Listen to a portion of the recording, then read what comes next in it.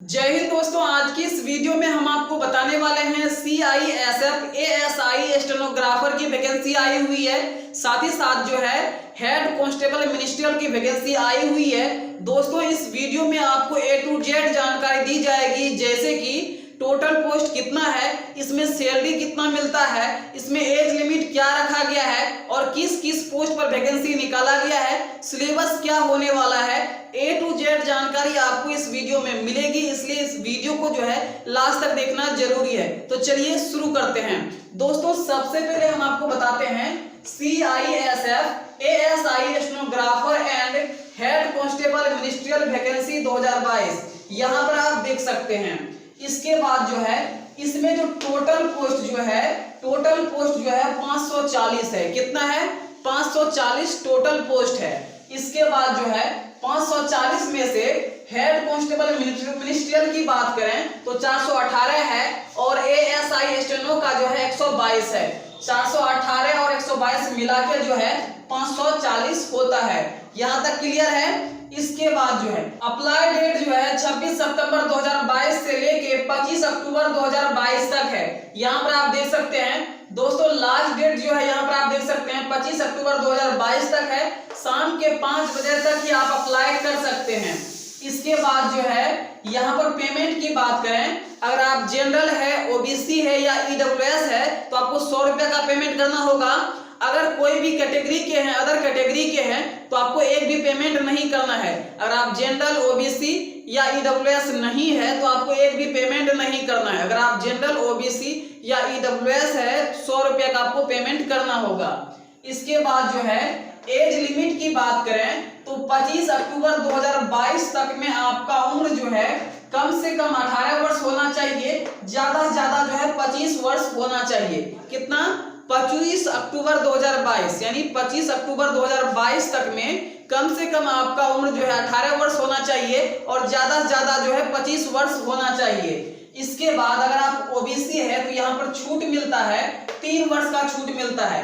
तो OBC वाले के लिए 28 वर्ष हो जाएगा ज्यादा से ज्यादा, और SC और ST वाले के लिए जो है 5 वर्ष का छूट मिलता है। तो SC ST वाले के लिए जो है मैक्सिमम उम्र यानी ज्यादा से ज्यादा उम्र जो है 30 वर्ष तक हो जाएगा। समझ गए? इसके बाद जो है हेड कांस्टेबल मिनिस्ट्रियल में जो है योग्यता की बात कर लेते हैं। ASI स्टेनोग्राफर में जो है योग्यता की बात कर लेते हैं। तो चलिए हम आपको दोनों में बताते हैं। अगर आप जो है हेड कांस्टेबल मिनिस्ट्रियल का फॉर्म भरते हैं तो उसमें आपको क्या क्या लगेगा? 10+2 आपका क्लियर होना चाहिए, यानी कि आपका इंटर कंप्लीट होना चाहिए। अगर आप इंटर किए हैं तो इस फॉर्म को भर सकते हैं। साथ ही साथ जो है इसमें आपको कंप्यूटर का नॉलेज होना चाहिए। क्या? कंप्यूटर का नॉलेज होना चाहिए और कंप्यूटर में आपको टाइपिंग आना चाहिए। यहाँ पर हम टाइपिंग की बात करें तो हिंदी टाइपिंग जो है यहाँ पर आपको 30 का वो आना चाहिए। इंग्लिश टाइपिंग जो है 35 का आना चाहिए। हिंदी टाइपिंग 30 वर्ड पर मिनट और इंग्लिश टाइपिंग जो है 35 वर्ड पर मिनट। यहां तक क्लियर है? इसके बाद हम आपको बताते हैं ASI स्टेनो में क्या क्या योग्यता मांगा जाता है। दोस्तों इसमें आपका 10+2 क्लियर होना चाहिए, यानी कि आपका यहाँ पर इंटर कंप्लीट होना चाहिए। और साथ ही साथ जो है यहाँ पर आपका जो है यहाँ पर आप देख सकते हैं यहाँ पर जो है आपसे शॉर्ट हैंड कराया जाएगा। 10 मिनट का यहाँ पर आपका शॉर्ट हैंड होगा और जिसमें कि आपको जो है 80 वर्ड लिखना पड़ेगा। कितना लिखना पड़ेगा? 80 वर्ड यहाँ पर जो है आपको लिखना होगा। 10 मिनट में जो है आपको 80 वर्ड लिखना होगा यहाँ पर शॉर्ट हैंड, यानी स्टेनो का स्किल आपको आना चाहिए। स्टेनो तो आपको आना चाहिए। दोस्तों मैं आपको बताता हूँ कि स्टेनो होता क्या है। जैसे कि कोई भी बड़ा सा बड़ा सेंटेंस को आपको शॉर्ट फॉर्म में लिखना होगा, उसी को हम स्टेनो बोलते हैं। तो ये जो होगा आपका 10 मिनट का होगा जिसमें कि आपको 80 वर्ड लिखना है। समझ गए? इसके बाद जो है ट्रांसक्रिप्शन होगा कंप्यूटर में। किसमें होगा? कंप्यूटर में होगा। ट्रांसक्रिप्शन होगा 65 मिनट जो है हिंदी में होगा और 50 मिनट का जो है इंग्लिश में होगा। समझ गए? तो यहाँ पर हमने दोनों का जो है योग्यता बता दिया है। इसके बाद हम आपको बताते हैं दोनों में फिजिकल क्या क्या होने वाला है। दोस्तों मैं आपको बता दूं कि इस फॉर्म अगर आप भरना चाहते हैं, अगर आप फॉर्म भरते हैं तो इसमें आपका फिजिकल भी होगा। तो चलिए हम आपको बताते हैं। इसमें जो है हेड कांस्टेबल मिनिस्ट्रियल में जो है फिजिकल जो मांगा गया है, हाइट जो है 165 cm मांगा गया है सभी के लिए, जो भी मेल होंगे, और जो भी फीमेल होंगे उसको 165 cm मांगा गया है।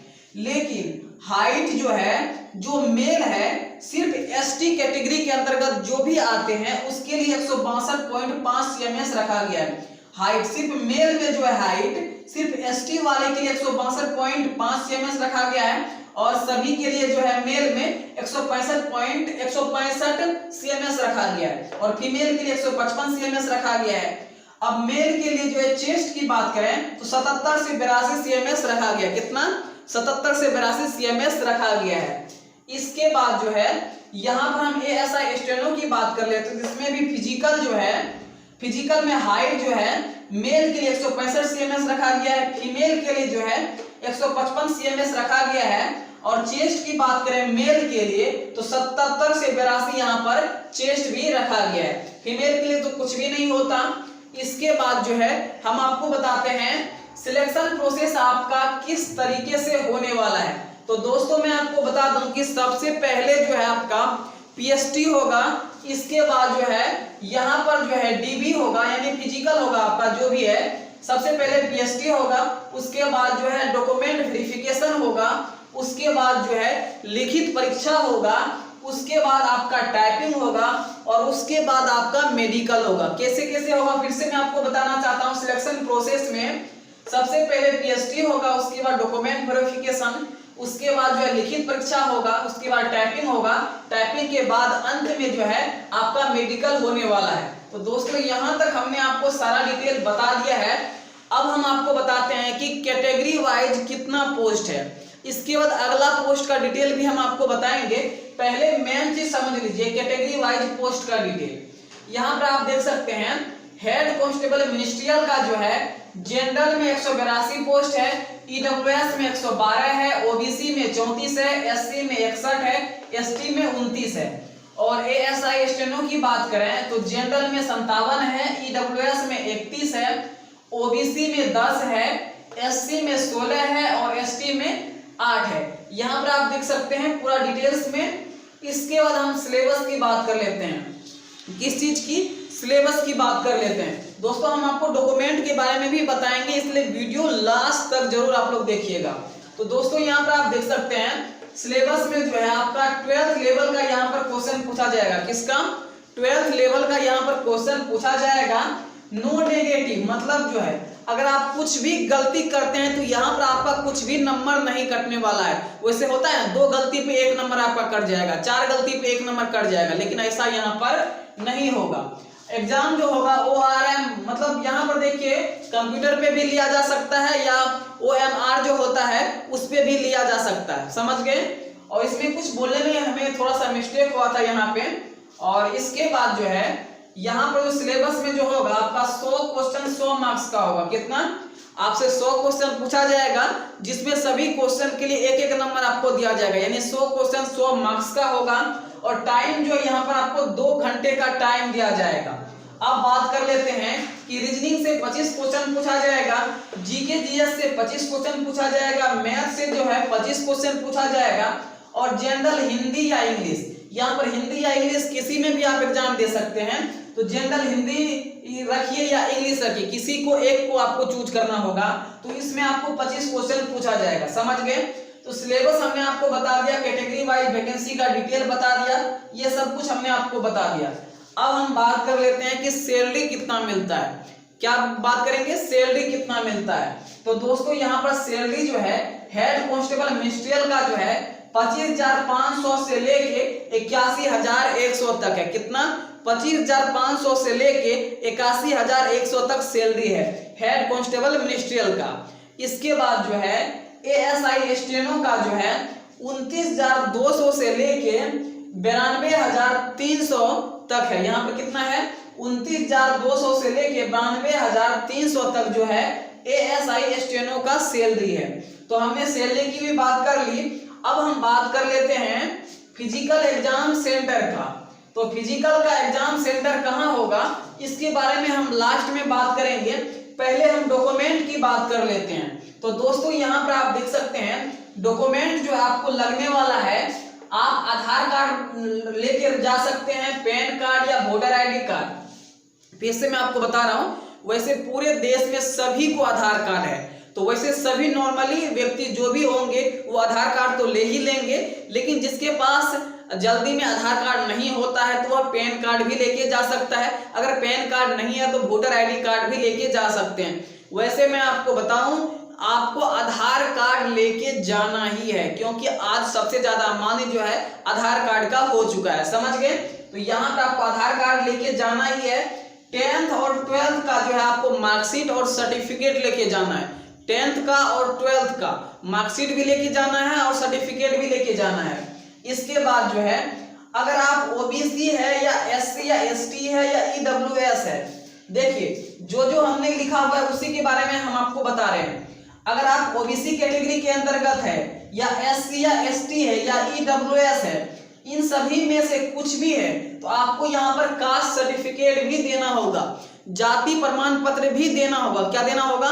जाति प्रमाण पत्र भी देना होगा। साथ ही साथ जो है वह जाति प्रमाण पत्र जो है सेंट्रल गवर्नमेंट द्वारा इशू किया गया हो, ये नहीं कि स्टेट गवर्नमेंट द्वारा, सेंट्रल गवर्नमेंट द्वारा वह इशू किया गया हो, समझ गए।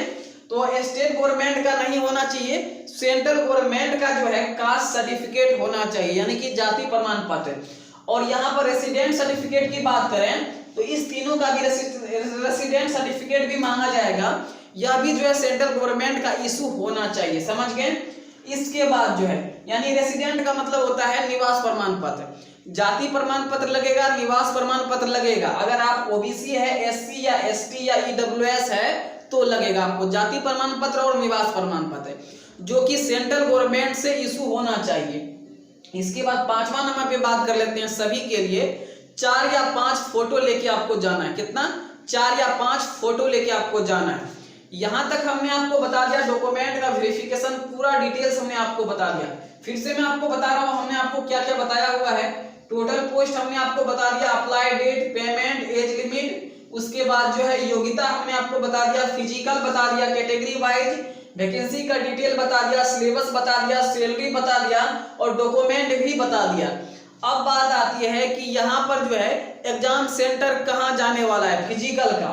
चलिए हम अंत में आपको बता देते हैं फिजिकल का एग्जाम सेंटर कहाँ जाने वाला है। तो चलिए हम अपने मोबाइल के स्क्रीन पे जाते हैं और वहां से आपको जो है बताते हैं। दोस्तों यहाँ पर आप एग्जाम सेंटर देख सकते हैं। यहाँ पर जो है सभी का एड्रेस अलग अलग दिया हुआ है, स्टेट वाइज दिया हुआ है। जैसे कि यहाँ पर आप देख सकते हैं, जैसे कि अगर आप छत्तीसगढ़ स्टेट के रहने वाले हैं या हरियाणा, हिमाचल प्रदेश या जम्मू कश्मीर, यहाँ पर आप देख सकते हैं जम्मू एंड कश्मीर लिखा हुआ है, लद्दाख लिखा हुआ है, पंजाब, राजस्थान, इन सभी के अगर आप रहने वाले हैं तो यहाँ पर आपका जो है एड्रेस दिया गया। यहाँ पर आप देख सकते हैं कुछ इस तरीके का इसके आगे एड्रेस दिया गया, समझ गए। इसके बाद अगर आप दिल्ली, उत्तर प्रदेश या उत्तराखंड के रहने वाले हैं तो यहाँ पर उसका एड्रेस दिया गया है। सभी का अलग अलग एड्रेस दिया गया है। चलिए हम आपको बता देते हैं। दोस्तों होगा क्या कि इस वेबसाइट का लिंक आपको वीडियो के डिस्क्रिप्शन बॉक्स में मिल जाएगा, जहां से आप इस पीडीएफ को डाउनलोड कर सकते हैं, यानी कि नोटिफिकेशन डाउनलोड कर सकते हैं। उसके बाद जो है यहाँ पर आप देख सकते हैं धारा नगर, इसके बाद हवेली एंड दमन, यहाँ पर जो भी है यहाँ पर आप देख सकते हैं गोवा, गुजरात, महाराष्ट्र, इन सभी का एड्रेस यहाँ पर दिया गया है। कटिहार, ये इस तरीके का एड्रेस दिया गया है। इसके बाद यहाँ पर आप देख सकते हैं छत्तीसगढ़ और मध्य प्रदेश के लिए इसके आगे एड्रेस दिया गया है, बिहार और झारखंड के लिए इसके आगे एड्रेस दिया गया है। यहाँ पर आप देख सकते हैं, आप अपने हिसाब से एड्रेस पढ़ सकते हैं। जैसे कि मैं ज़्यादा पढ़ के अगर दिखाऊंगा आपको तो बहुत ज़्यादा टाइम हो जाएगा। यहाँ पर सबके आगे यहाँ पर आप एड्रेस देख सकते हैं, समझ गए। तो जो भी स्टेट के हैं आपको इस पीडीएफ को डाउनलोड कर लेना है और आपको जो है 8वां नंबर जो पेज होगा, 8वां नंबर पेज में आपको जो है 8वां नंबर पेज में आपको यह मिल जाएगा, समझ गए। फिलहाल इस वीडियो में हमने आपको जानकारी दे दी है कि फिजिकल के लिए जो है आपका एग्जाम सेंटर कहाँ होने वाला है। वैसे हमने आपको वैकेंसी की लगभग जानकारी दे दी है। अगर आपको कुछ भी डाउट लगता है तो नीचे कमेंट करके पूछ सकते हैं। फिर मिलते हैं अगले वीडियो में, तब तक के लिए धन्यवाद।